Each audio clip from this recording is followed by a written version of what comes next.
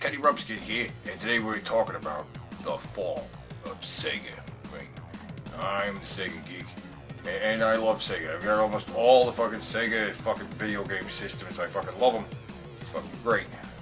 But they're no longer fucking making video game systems. Today we're going to talk about why. Right? Why did they stop making fucking video game systems? You know, what caused the fall? Well, before we talk about the fall, we gotta talk about the rise of Sega. When they became the #1 video game fucking home console fucking company in America, right? When did that fucking happen? In the early 90s, right? Well, actually, Sega's been around since the 1940s.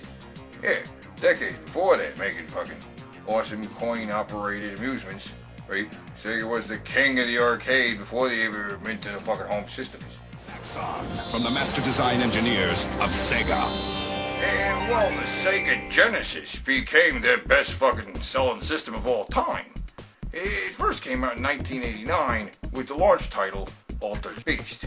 It did okay, right? But in 1991, it all changed when they made the fucking packing game Sonic the Hedgehog, right?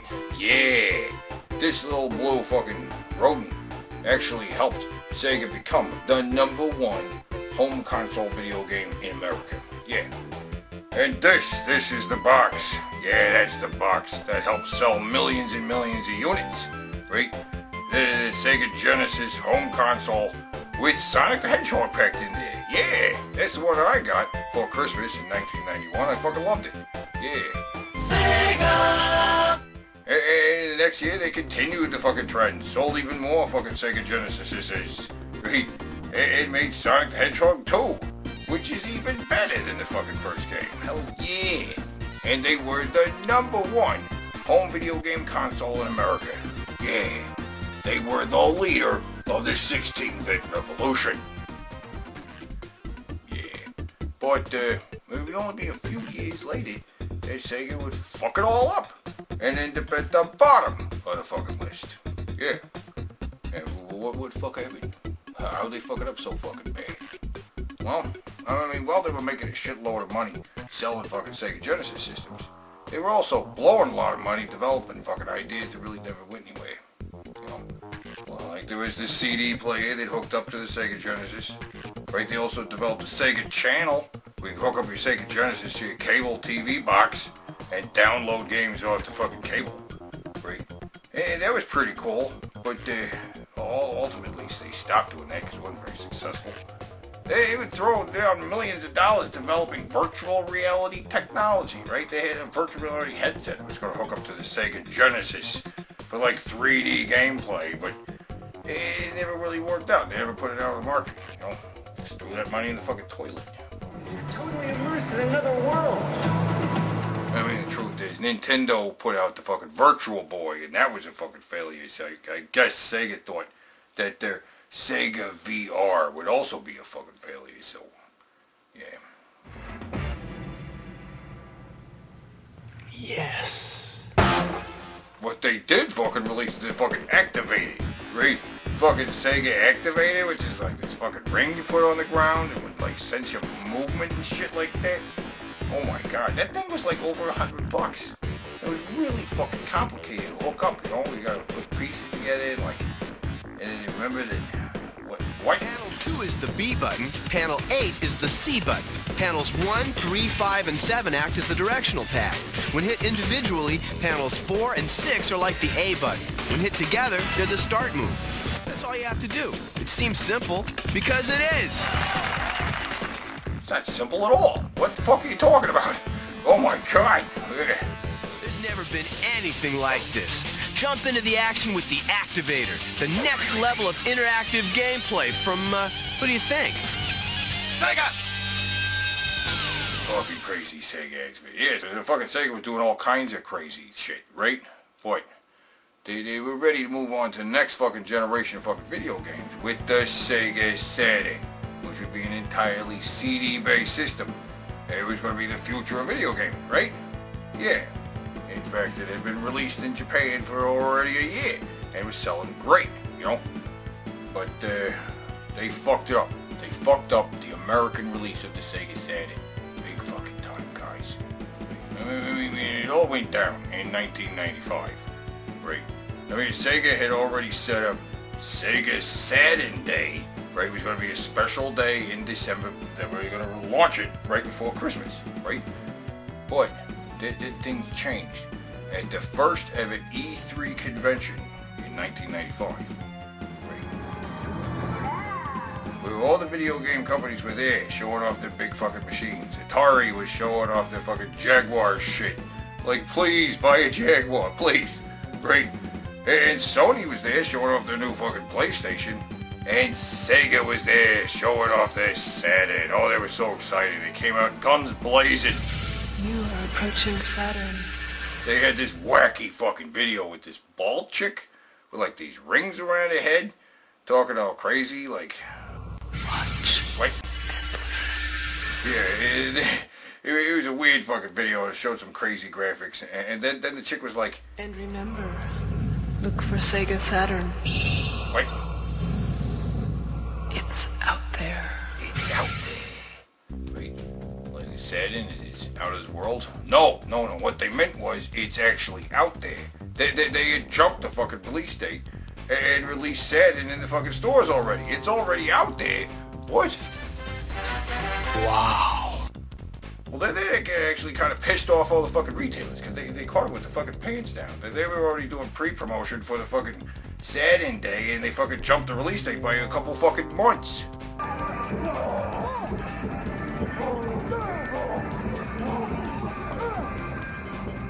So Sega's already in oh shit mode, right? Because the big announcement didn't exactly light the world on fire, right? The buzz is bad, guys, right? And then things get really bad when Sony begins their fucking presentation, right? Oh yeah, they start showing videos of the new fucking PlayStation and shit like that. And then the president of Sony steps up to the microphone, right? And this motherfucker just says one fucking thing. $2.99. Yeah, he just fucking said the price. $2.99. $2.99. And he brings the fucking house down. Everybody starts fucking cheering. It goes fucking nuts.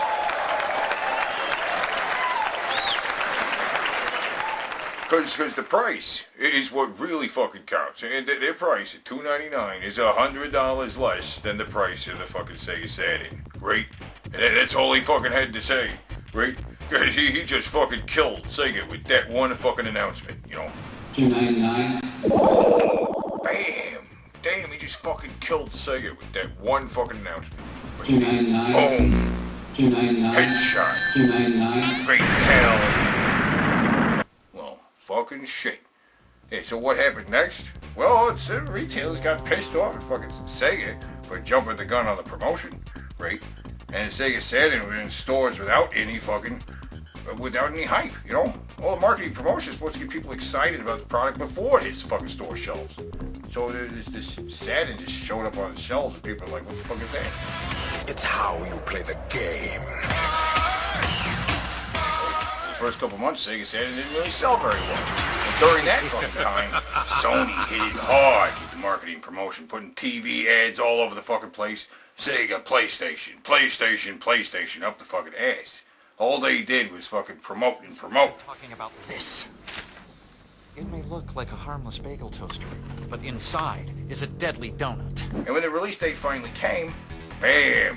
The Sony PlayStation sold fucking hundreds of fucking thousands of units. Actually, fucking sold more fucking Sony PlayStations the first couple days than Sega Saturns were able to sell over the previous couple months.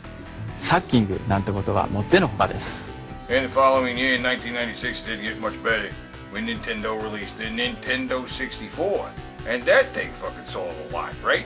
So like Nintendo was selling big and fucking Sony PlayStation was selling big, right? And fucking Sega found themselves in fucking third place, right? A distant third with the fucking Sega Saturn. Sega Saturn. They canceled the fucking Game Gear. They canceled the support of the Sega Genesis, Sega CD, and 32X, right? And canceled a bunch of other stuff. They stopped doing the Sega Visions magazine, right? And major firings in the company. And Sega started working immediately on the next fucking system, the Dreamcast. I mean, they knew they had to do something fucking different. They had to change everything about the fucking system. And they did. The Dreamcast was an amazing system, and it learned a lot, right? The system itself was small and compact.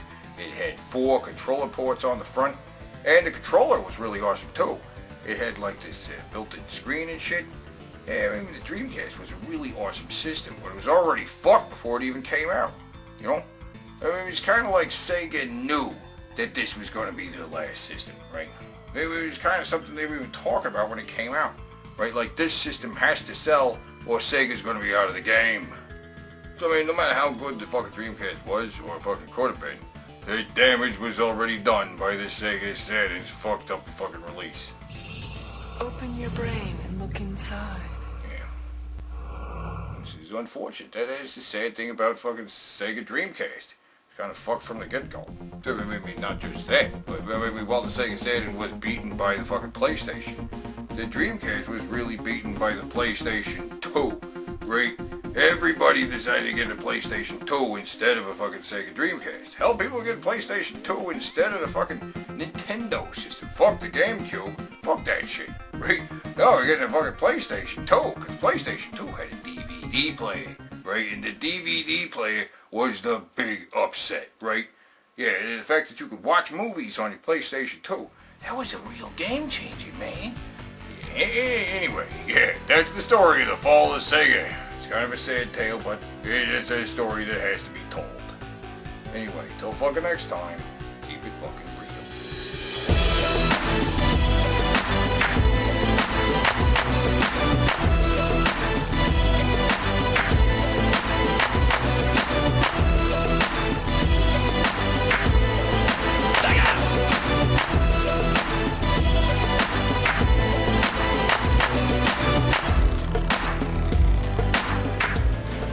Hey, how do you do? I'm Lou Laws, and I've been waiting for you.